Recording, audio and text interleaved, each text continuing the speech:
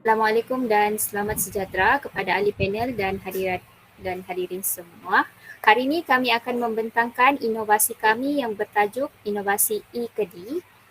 Baiklah, ahli-ahli kami terdiri daripada saya sendiri, Nur Faradila binti Deni, Audisi Rolin, Muhammad Syahir bin Muhammad Syafi. Kami mewakili Institut Pendidikan Guru Kampus Gaya. Baiklah, mari kita lihat isi kandungan bagi slide pembentangan ini. Okay, kami akan membentangkan tajuk projek inovasi, pengenalan rasional, strategi penyelesaian, penggunaan, impak dan perluasan inovasi ini serta foto-foto projek dan jadual dan rajah dan seterusnya biodata ahli pasukan. Baiklah, mari kita lihat dahulu tajuk projek inovasi. Okay, inovasi kami bertajuk E-Kedi yang mana E itu melambangkan inovasi yang kami hasilkan dalam bentuk digital dan Kedi merupakan hasil gabungan imbuhan awalan Ke dan Di dan kata seli nama Ke dan Di. Dan inovasi kami ini berfokuskan kepada peningkatan kemahiran tata bahasa, khususnya penggunaan kedua-dua imbuhan iaitu imbuhan di dan ke serta kata seli nama di dan ke.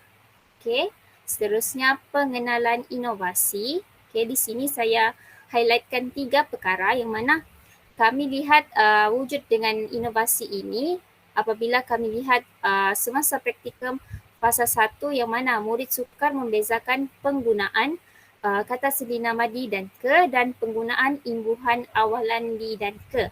Seterusnya seperti kita tahu semasa sebelum ini negara kita ditimpa pandemik COVID-19 yang memerlukan mod pengajaran dan pembelajaran secara atas talian. Oleh itu kami wujudkan inovasi ini dalam bentuk digital. Dan yang ketiga, bahan bantu belajar yang bersesuaian juga akan berupaya membantu menarik minat murid. Kami perhatikan semasa praktikum fasa 1, murid lebih gemar apabila guru menggunakan bahan bantu belajar iaitu bahan bantu belajar semestinya berbentuk digital. Okay, seterusnya. Okay, isu-isu penggunaan kata seli nama di dan ke dan imbuhan awalan di dan ke. Di sini ada 4. Okay, contoh di sini.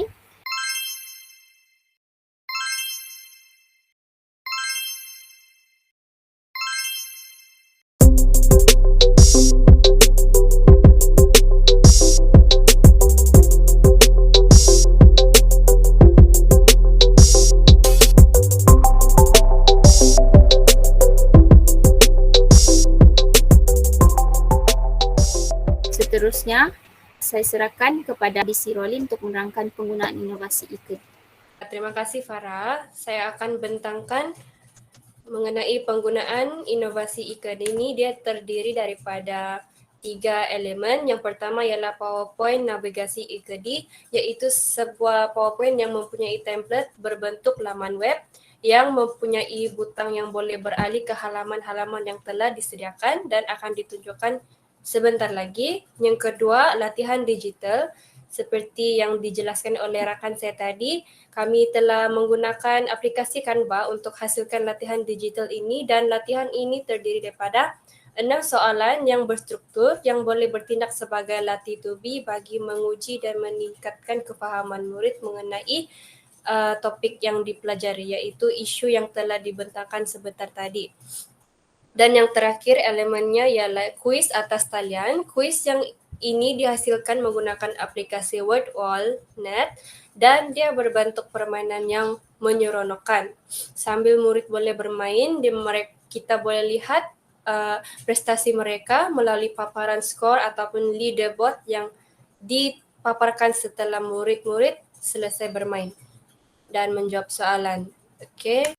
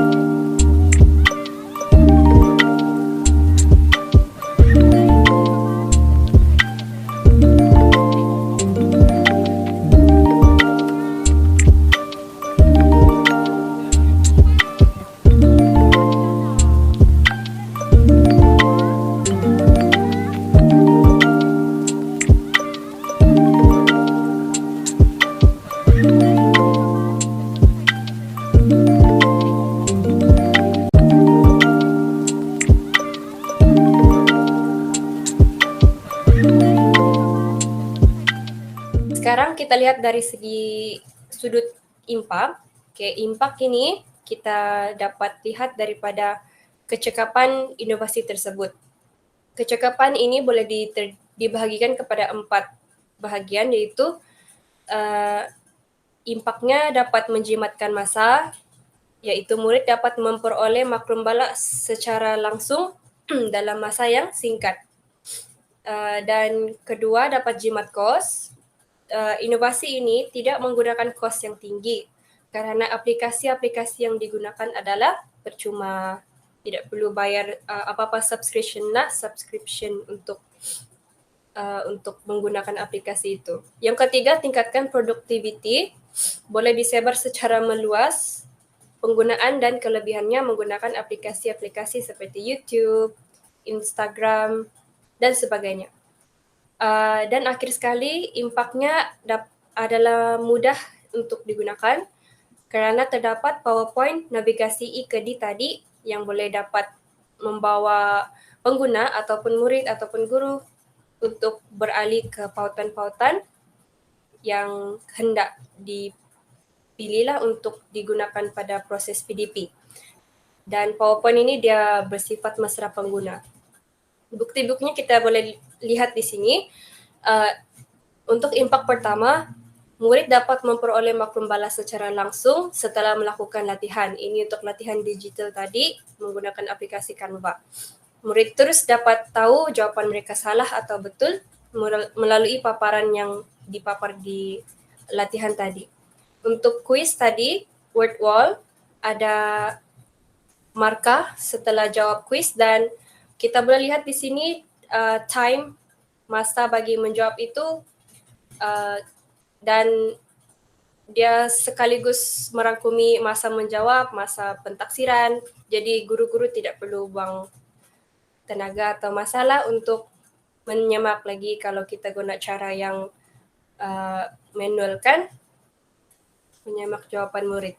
Okey, yang kedua, impaknya jimat kos. Di sini ada jadual yang menunjukkan kos bahan inovasi e-Kedi yang mana semuanya percuma. Jadi jumlah yang digunakan ialah kosong ringgit lah, tidak menggunakan kos yang tinggi. Kerana aplikasi yang digunakan adalah percuma. Yang ketiga, impaknya ialah tingkatkan productivity. Boleh disebar luas secara meluas penggunaannya dan kelebihannya menggunakan platform media sosial seperti di sini kami sudah pernah mengkongsikannya dengan pengguna-pengguna, iaitu menggunakan aplikasi YouTube, TikTok, Instagram, dan Facebook. Okey. Dan akhir sekali dia mudah digunakan. Ciri mesra pengguna ini dapat dilihat dalam inovasi e-Kedi terutamanya melalui PowerPoint navigasi yang sudah dihasilkan di sini. Okey. Tadi kita lihat dari segi kecekapannya, sekarang kita lihat dari sudut signifikannya. Impak inovasi e-Kedi dikatakan memberi impak yang sederhana kerana bahan yang disediakan hanya terhad kepada 2 golongan kata, iaitu kata sendi nama di dan ke, serta imbuhan awalan di dan ke. Namun, inovasi ini dapat meningkatkan penguasaan murid kerana penggunaan konsep kata sendi nama di dan ke dan imbuhan awalan di dan ke, khususnya dalam penulisan, dapat ditingkatkanlah. Okey, justru guru boleh menggunakan inovasi e-Kedi dengan mudah dalam PDP untuk menerangkan konsep kata sendi nama di dan ke dan imbuhan awalan di dan ke. Sekarang kita beralih kepada perluasan yang akan dibentangkan oleh Saudara Muhammad Syahir. Dipersilakan. Okey, baiklah. Terima kasih kepada rakan-rakan saya yang telah membentang sebentar tadi. Okey, jadi sekarang kita akan lihat kepada perluasan. Okey. Pada mulanya saya akan terangkan dulu lah apakah itu definisi perluasan. Perluasan ni dia membawa maksud bagaimana kami menyebarkan kami punya inovasi ini menggunakan aplikasi apa ataupun lebih juga dikenali sebagai social media. Okay, jadi seperti yang kita dapat lihatlah dalam slide ini, ada 4 gambar aplikasi yang utama yang kami gunalah. Yang pertama adalah YouTube, yang kedua adalah Facebook, yang ketiga adalah Instagram, dan yang keempat adalah TikTok. Sebab apa kami pilih 4 aplikasi ini? Kerana dia lebih mudah disebar secara meluas. Dan salah satu sebabnya lagi adalah kerana umumnya semua orang akan mempunyai aplikasi ini. Okey, jadi kita akan lihatlah kepada aplikasi yang pertama iaitu YouTube. Okey.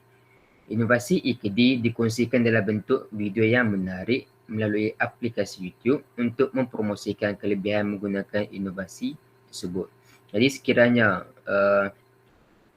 kita menekan link yang terdapat dalam slide ini, okey, dia akan membawa kita kepada cara-cara untuk menggunakan inovasi e-Kedik ini. Jadi dengan adanya YouTube ini, maka bagi sesiapa yang ingin menggunakan inovasi ini, mereka dapat mempelajarinya di YouTube ini. Okay.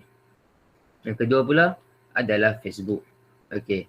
Kami pilih Facebook ini kerana dia memudahkan inovasi e-Kedik ini untuk disebarluaskan dalam kalangan komuniti pengguna Facebook melalui sebaran yang berbentuk video, poster yang pada masa yang sama dapat membuatkan golongan yang melihat poster dan juga video ini untuk memberikan komen kepada inovasi yang telah kami hasilkan lah.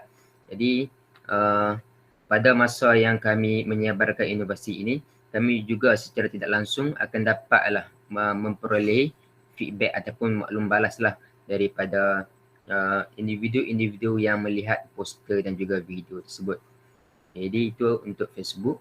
Yang ketiga pula adalah Instagram. Okay. Instagram ni kami memilih aplikasi ini kerana ianya terkenal dengan sebuah aplikasi yang digunakan untuk mempromosikan sesuatu produk ataupun iklan. Dan rata-ratanya pengguna Instagram dan juga TikTok yang selepas ini yang akan saya terangkan, ianya digunakan oleh golongan-golongan muda. Jadi dengan menggunakan aplikasi seperti Instagram ini, okey, yang pasaran inovasi e-Kedik ini akan dapat dipasarkan, lalu akan dapat diperluaskan dia punya populariti. Jadi itu adalah untuk Instagram. Dan yang terakhir sekali adalah TikTok. Okey. TikTok ini merupakan salah satu aplikasi yang baru saja dicipta berbanding 3 aplikasi yang awal tadi. Okey. Kami memilih aplikasi TikTok ini untuk memperluaskan kami punya inovasi e-Kedik adalah kerana ianya dapat menarik minat orang muda kerana seperti yang diketahui, aplikasi ini rata-ratanya adalah daripada golongan orang muda ataupun generasi muda yang menggunakan aplikasi ini. Jadi melalui perkongsian kami dalam aplikasi ini, maka dapat meningkatkanlah kami punya info tentang inovasi kami ini. Jadi sekiranya dapat dilihat pada slide yang bawah tu ada telah kami letakkan dia punya link lah ataupun pautan dia. Sekiranya kita klik di situ, maka dia akan membawa kita kepada penerangan mengenai inovasi e-Kedik inilah. Jadi itu adalah untuk perluasan. Jadi sekian saya daripada kami bertiga. Jadi diharapkan perkongsian ini dapat sedikit sebanyaklah menarik minat dan juga menerangkan mengenai kami punya inovasi e-Kedik. Sekian, terima kasih.